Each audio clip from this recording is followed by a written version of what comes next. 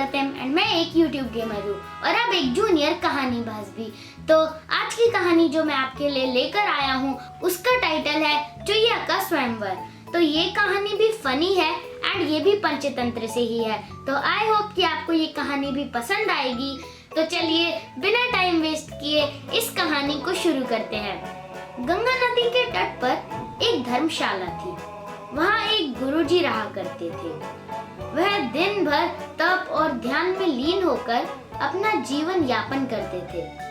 एक दिन जब गुरुजी नदी में नहा रहे थे, उसी समय एक बाज अपने पंजे में एक चुईया लेकर उड़ा जा रहा था। जब बाज गुरुजी के ऊपर से निकला तो चुईया अचानक बाज के पंजे से फिसलकर गुरुजी के अंजुली में आकर गिर गई। गुरुजी ने सोचा कि अगर उन्होंने चुईया को ऐसे ही छोड़ दिया तो बाज उसे खा जाएगा। इसलिए उन्होंने चुईया को अकेले नहीं छोड़ा और उसे पास के बरगद के पेड़ के नीचे रख दिया और खुद को शुद्ध करने के लिए फिर से नहाने नदी में चले गए।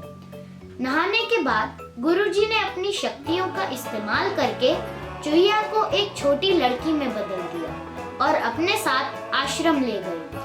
गुरुजी ने आश्रम पहुंचकर सारी बात अपनी पत्नी को बताई और कहा कि हमारी कोई संतान नहीं है, इसलिए इसे ईश्वर का वरदान समझकर स्वीकार करो और इसका अच्छे से लालन पालन करो।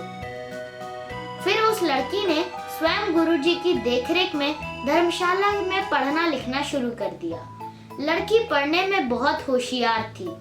यह देखकर गुरुजी और उनकी पत्नी को अपनी बेटी पर बहुत गर्व होता था। एक दिन गुरुजी को उनकी पत्नी ने बताया कि उनकी लड़की विवाह योग्य हो गई है। तब गुरुजी ने कहा, ये विशेष बच्ची एक विशेष पति की हकदार है। अगली सुबह अपनी शक्तियों का उपयोग करते हुए गुरुजी ने सूर्यदेव की प्रार्थना की और पूछा, हे सूर्यदेव, क्या आप मेरी बेटी के साथ विवाह करेंगे? यह सुनकर लड़की बोली, पिताजी, सूर्यदेव पूरी दुनिया को रोशन करते हैं, लेकिन वह असहनीय रूप से गर्म स्वभाव के हैं। मैं उनसे शादी नहीं कर सकती। कृपया मेरे लिए एक बेहतर पति की तलाश करें। गुरुजी ने आश्चर्य से पूछा, सूर्यदेव से बेहतर कौन हो सकता है? इस पर सूर्यदेव ने सलाह दी, आप बादलों के राजा से बात कर सकते हैं।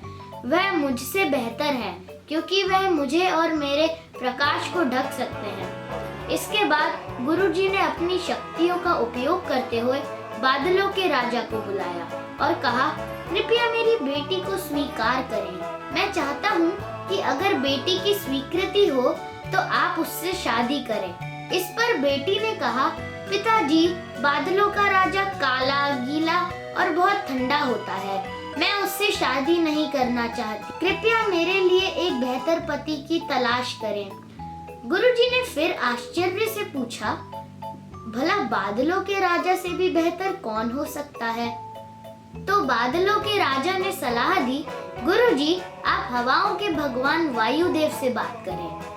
वह मुझसे बेहतर हैं क्योंकि वह मुझे कहीं भी उड़ाकर ले जा सकते हैं। इसके बाद गुरुजी ने फिर से अपनी शक्तियों का उपयोग करते हुए वायुदेव को बुलाया और कहा, कृपया मेरी बेटी के साथ विवाह स्वीकार करें अगर वह आपको चुनती हो तो। लेकिन बेटी ने वायुदेव से भी विवाह करने से इनकार कर दिया और कहा, पिताजी, वायुदेव बहुत तेज हैं। वह अपनी दिशा बदलते रहते हैं। मैं उनसे शादी नहीं कर सकती। कृपया मेरे लिए एक बेहतर पति की तलाश करें। गुरुजी फिर सोचने लगे, वायुदेव से भी बेहतर कौन हो सकता है? इस पर वायुदेव ने सलाह दी, आप पहाड़ों के राजा से इस विषय में बात कर सकते हैं। वह मुझसे बेहतर हैं क्योंकि वह मुझे बहने से रोक सकते हैं। इसके बाद गुरुजी ने अपनी शक्तियों का उपयोग करते हुए पहाड़ों के राजा को बुलाया और कहा, कृपया मेरी बेटी का हाथ स्वीकार करें। मैं चाहता हूँ कि अगर वह आपको पसंद करती है तो आप उससे शादी करें। फिर बेटी ने कहा, पिताजी, पहाड़ों के राजा बहुत कठोर हैं, वह अचल हैं। मैं उससे शादी नहीं करना चाहती। कृपया मेरे लिए एक बेहतर पति की तलाश करें। गुरुजी ने सोचा, पहाड़ों के राजा से भी बेहतर कौन हो सकता है। तो पहाड़ों के राजा ने सलाह दी, गुरुजी आप चूहे के राजा से बात करके देखिए, वह मुझसे बेहतर है क्योंकि वह मुझ में छेद कर सकता है। आखिर में गुरुजी ने अपनी शक्तियों का उपयोग करते हुए चूहे के राजा को बुलाया और कहा, कृपया मेरी बेटी का हाथ स्वीकार करें। मैं चाहता हूँ कि आप उससे शादी करें अगर वह आपसे शादी करना चाहे। जब बेटी चूहे के राजा से मिली तो वह खुश होकर शादी के लिए राजी हो गई। गुरुजी ने अपनी बेटी को एक सुंदर चुईया के रूप में वापस बदल दिया। इस प्रकार गुरुजी की बेटी चुईया का स्वयंवर संपन्न हुआ। कहानी से सीख, जो जन्म से जैसा होता है उसका स्वभाव कभी नहीं बदलता। तो दोस्तों ये थी हमारी आज की अप्रतिम स्टोरी। अगर आपको ये अप्रतिम स्टोरी अच्छी लगी हो तो आप इस अप्रतिम स्टोरी को लाइक जरूर कीजिए एंड मैं आपसे एक बार फिर से मिलूंगा अपनी एक और नई अप्रतिम स्टोरी या अपने गेमिंग के वीडियो में। Till then this is Apratim Wadhwa signing off for the day. Do take good care of yourself. नमस्ते, ओम शांति।